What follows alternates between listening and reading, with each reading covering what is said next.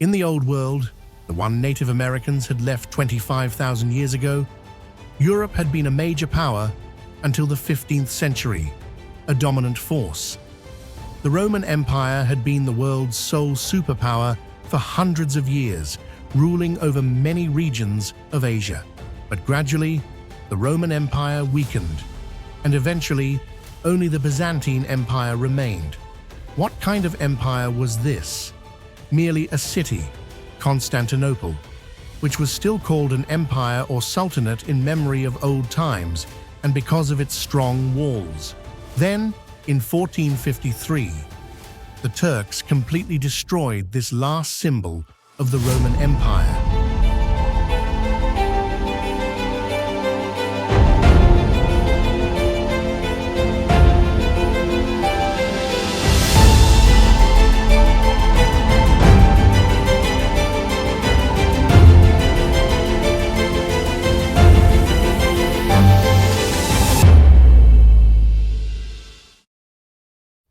The young Turkish Sultan Mehmed the Conqueror captured Constantinople, ending the Roman Empire forever.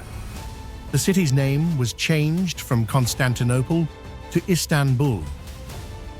In the 15th century, Europe's power had died, and mourning had descended there because Constantinople wasn't just a military hub, it was also a sacred city for Europe.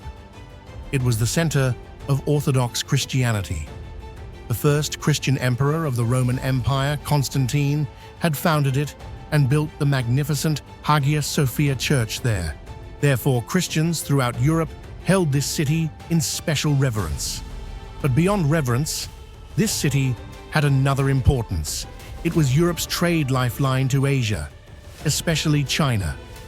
From Central Asian markets, Chinese silk, spices, magic, precious stones, gold, silver, and countless other goods used to come to Europe through this route.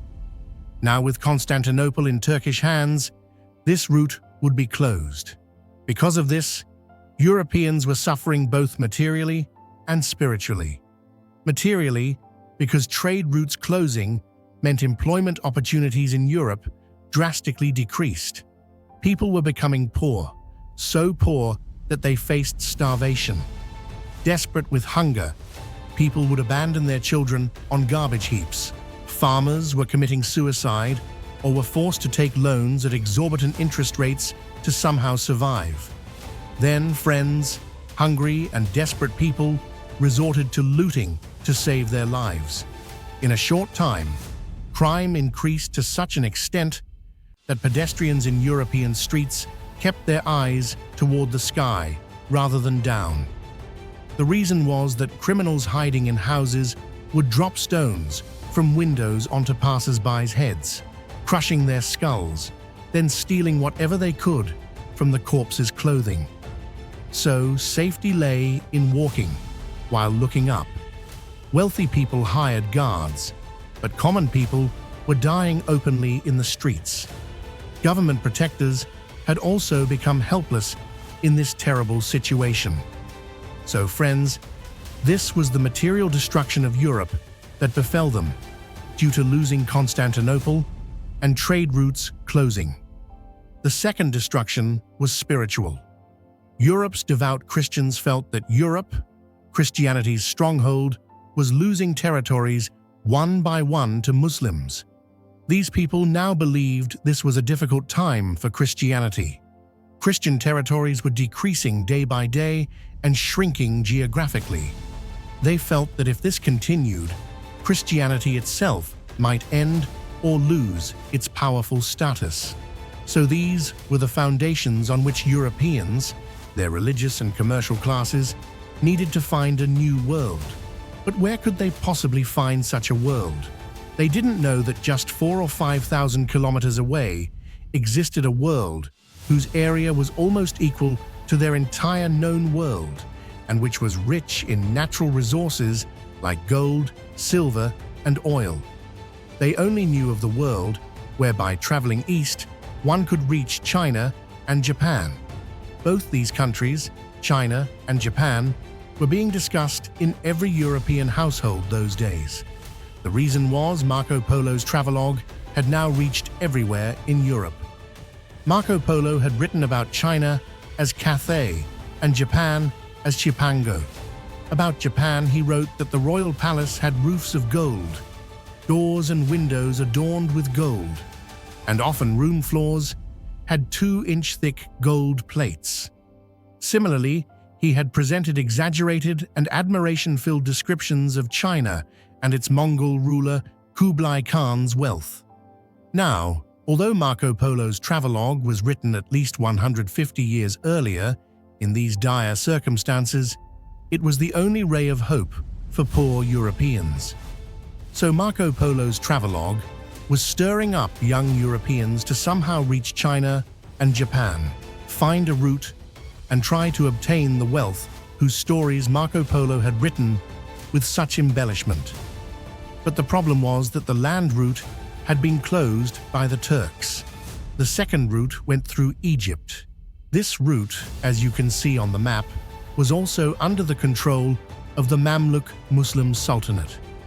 Anyway, throughout the Mediterranean Sea, from Morocco to Egypt, there were small and large Islamic states that would attack European trade and ships. Europe couldn't find any safe passage from there either. Europe had, in a way, come under Muslim siege. Another route that explorers like Bartolomeo Diaz had discovered was to reach Asia by circumnavigating Africa. But this route was very long, very lengthy. Even a one-way journey took months. Now Europeans couldn't figure out which route to prepare to reach Asia that would be both in their favor and short enough so they could reach Asia via this route, conduct trade, and end their poverty. In this atmosphere of despair, an obscure Italian sailor came forward. He claimed to know the shortest route to Asia, to China and Japan. According to him, this was a route that went straight across the Atlantic Ocean, and no major country could pose a threat to them on this path. This was a huge claim that could change Europeans' fortunes. The person making this claim was the famous Christopher Columbus.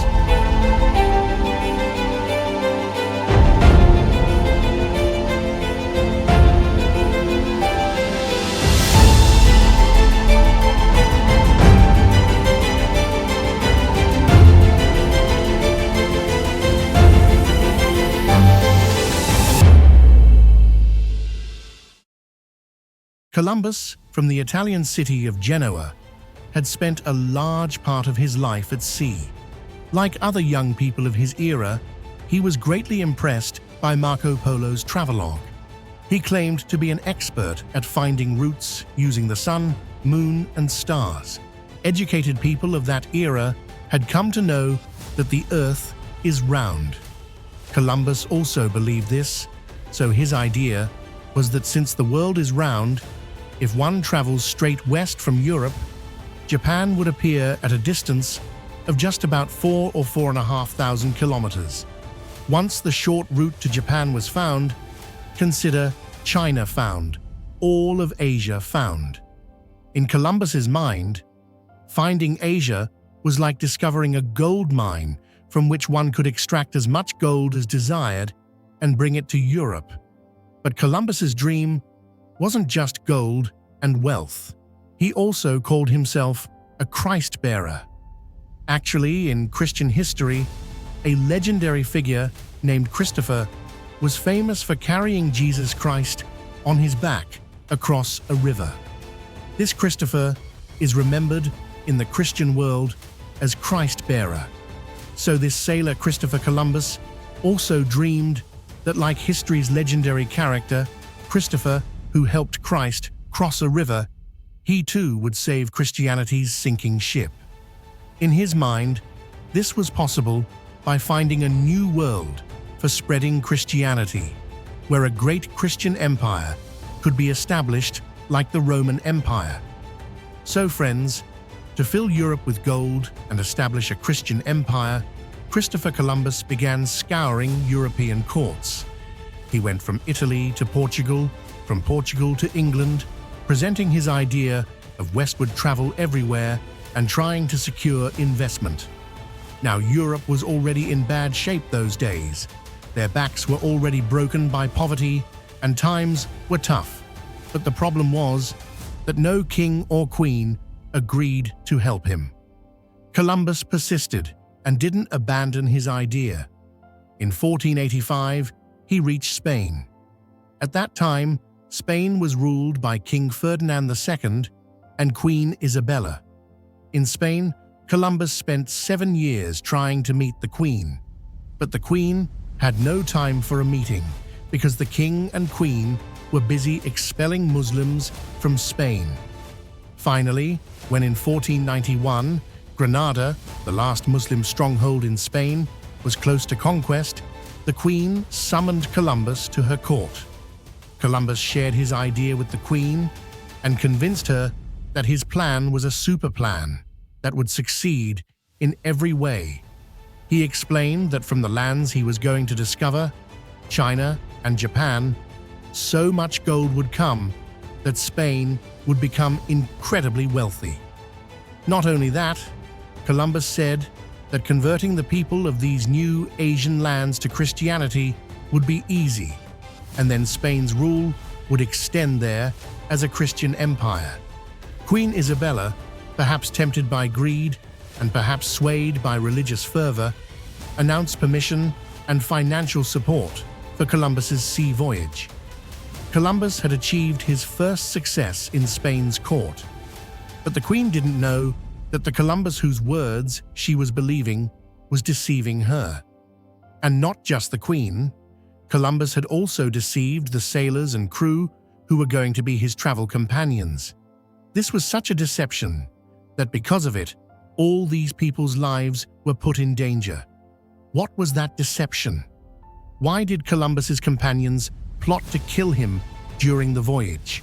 What promises did this Italian sailor keep making to his crewmates in his obsession to reach Asia?